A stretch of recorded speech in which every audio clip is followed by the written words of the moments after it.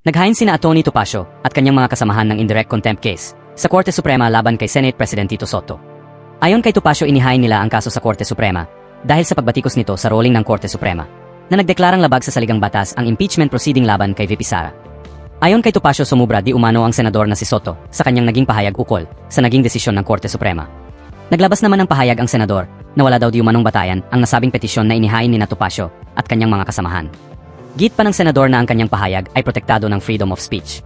At tinawag pa ito ni Sotto na publicity stunt lang ang ginagawa ni Topacio, na ang ibig niyang sabihin ay isang planadong hakbang at layunin para lang makakuha ng atensyon ng publiko at mga media para kagatin ng publiko at pag-usapan. Sinabi rin ni Sotto na formal daw siyang tutugon kung sakaling hilingin ito ng Korte Suprema. Kaya nga co-equal eh. Hindi mo pwedeng sabihin na mas magaling ka. Oo, na mas magaling ka. Co-equal.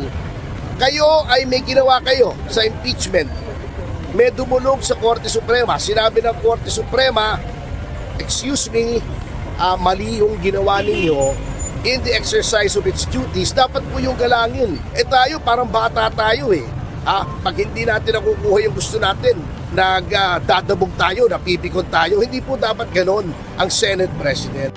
Yan ang mahirap kay Sotto eh. Napakahilig manghimasok sa hindi na niya bakuran.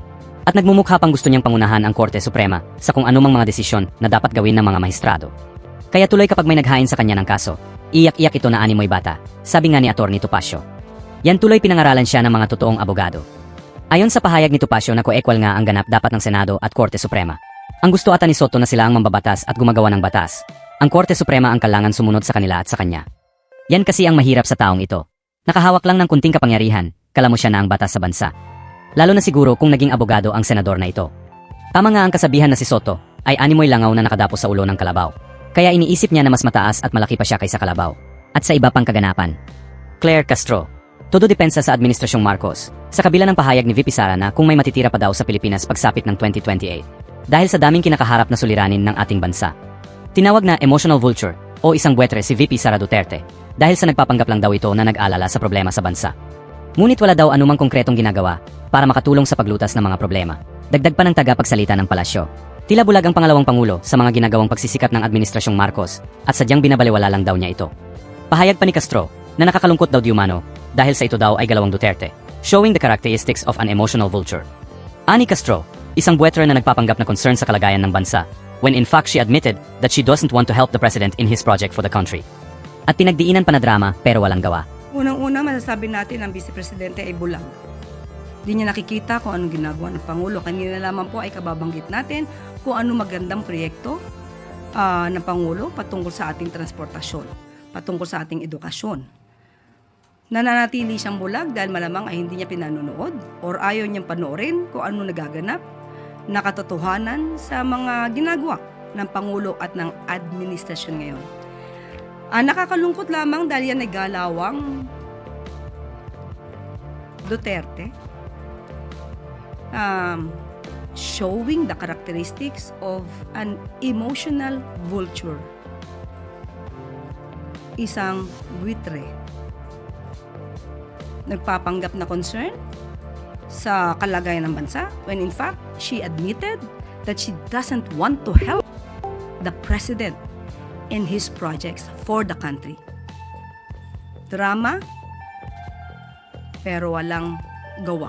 Git pa ng tagapagsalita ng palasyo na kung mawawala daw di umano ang Pilipinas sa pagsapit ng 2028, ito ay dahil pipiliin ng tao ang isang Manchurian candidates, isang papet ng ibang bansa na handang isuko ang resources ng Pilipinas.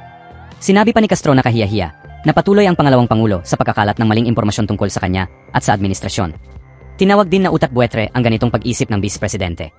Sa mga pasaring na naghihintay ng negatibong issue sa Pangulo, mas marami daw di umano ang dapat patunayan ni VP Sara sa mga issue tungkol sa kanya. Subalit iniiba ang kwento at mga issue. Dagdag pa ni Castro na hindi niya dapat ginagawa ang mga intriga dahil anya ang nagiging trabaho ng pangalawang pangulo ay manira sa presidente. Ang kanyang sabi ay malamang wala nang maging bansa or Pilipinas sa 2028. Kung ang kanyang hula ay magkakatotoo, malamang mangyayari yan kung ang isang leader na iboboto sa 2028 ay isang Manchurian candidate. Isang puppet na isang bansa kung saan maaaring ipamigay ang ating yaman, ang ating karapatan sa ibang bansa. Meron po na naging tugon dati ang dating Pangulong Duterte na maaari tayo or gawin tayong probinsya ng isang bansa. So, kung isang Manchurian candidate ang ating boboto, baka nga maging probinsya tayo ng isang bansa. Huwag naman po sana. Isa pa itong si Antikler na ito. Sa kunting pahayag at kunting salita ng Vice Presidente, animoy kinukuryente na ang buong katawan ng tao na ito. Hindi mo maintindihan sa spokesperson na ito kung insecure ba siya kay VP Sara o may personal na galit ng taong ito. Minsan nalilimutan na ni Antikler ang kanyang trabaho sa palasyo, basta ang mahalaga masiraan lang niyang husto ang pangalawang pangulo. Yun ata ang ibinigay na trabaho sa kanya? Ang misyon niya lang ay manira at magpahayag ng kahit na mga fake news pagdating sa Vice Presidente.